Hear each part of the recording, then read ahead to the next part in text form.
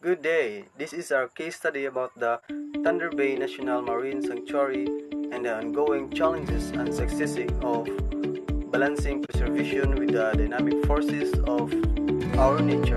The Thunder Bay National Marine Sanctuary is located in Lake Huron, and it was initiated in response to concerns about the preservation of shipwrecks and underwater cultural heritage.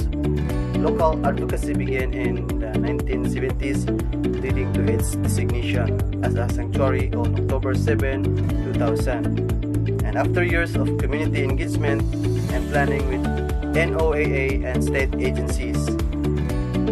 So we have here the primary goals of the sanctuary, such as first, biodiversity conservation for protecting marine habitats and species. So they want to keep the plants and animals safe and ensure that the underwater habitats are healthy. And the second is cultural heritage protection and preserving over 100 significant shipwrecks. So this means that they want to take care of over 100 old shipwrecks that are important parts of the history.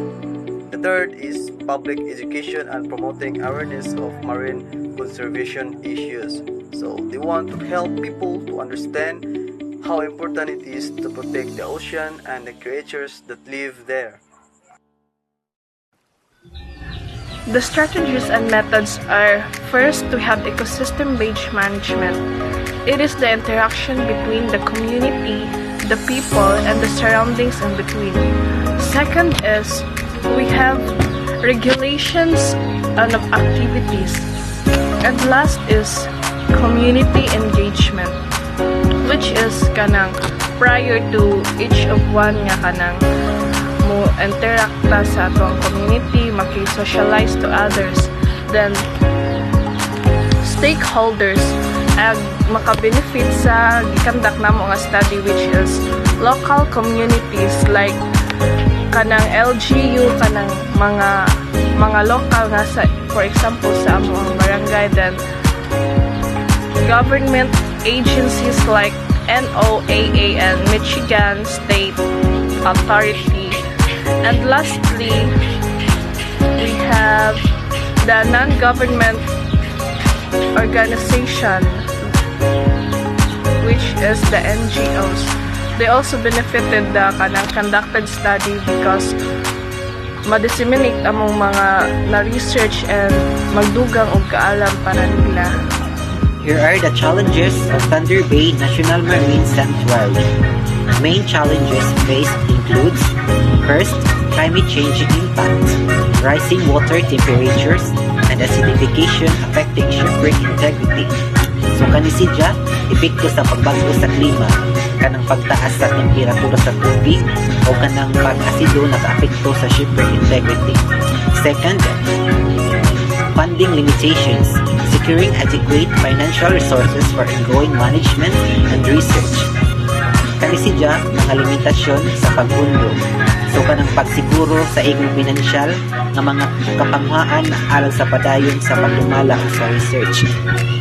Third, community opposition. Initial resistance from local residents concerned about federal control.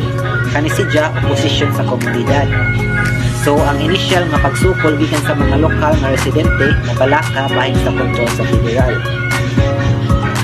Fourth, balancing preservation with access. The sanctuary must balance the need to protect the shipwrecks with providing opportunities for research, education, and responsible recreation. So, kani siya pagbalansi sa pag-preserve ang adunay access.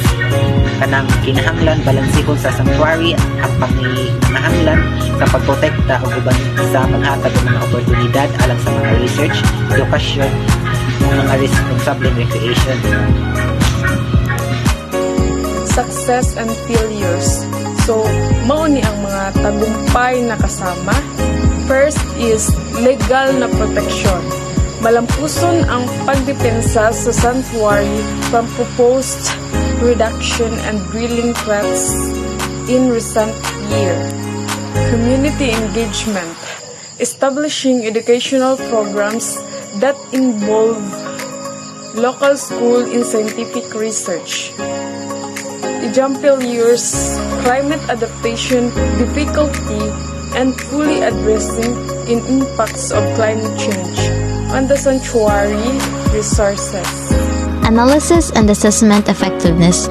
The sanctuary strategies have effectively preserved cultural resources while fostering community involvement. However, ongoing climate challenges threaten long-term success. The sanctuary has also been successful in raising public awareness through educational programs, visitor centers, and partnership with local communities. The sanctuary is protecting cultural treasures and working with the community, but climate change is a big problem. They're also doing a good job educating people about the sanctuary. Challenges. Addressing climate change impacts requires enhanced funding and innovative management strategies. Engaging local communities in conservation efforts can help mitigate resistance. More funding and smart strategies are needed to address climate change. Community involvement helps prevent opposition. Sustainability. The initiative appears sustainable due to ongoing community involvement and partnerships with educational institutions. Continued funding and adaptive management strategies are essential for long-term success. The project's success relies on community support and partnerships, but continued funding and flexible management are vital for its future. Community involvement. Local communities have been actively engaged through educational programs, including student participation in water monitoring projects, fostering a sense of ownership over the sanctuary's resources. Local residents participate in research, monitoring, and stewardship activities. Local communities are actively involved from student-led water monitoring to research and conservation efforts. Recommendation to improve management. I recommend number 1 is implementing adaptive management practice to respond to climate change more effectively. 2. Expanding educational outreach to further involve local stakeholders in the decision-making process. 3. Exploring partnership with the private sector to secure additional funding for a conservation initiative. 4. Best practice from other projects. Learning from successful marine conservation initiative in other regions and provide valuable insights and strategies. 5. Strengthening communities engagement. Expanding outreach program, providing training opportunities, and fostering leadership with a local community can exchange their involvement and empower them to become active stewards of the sanctuary.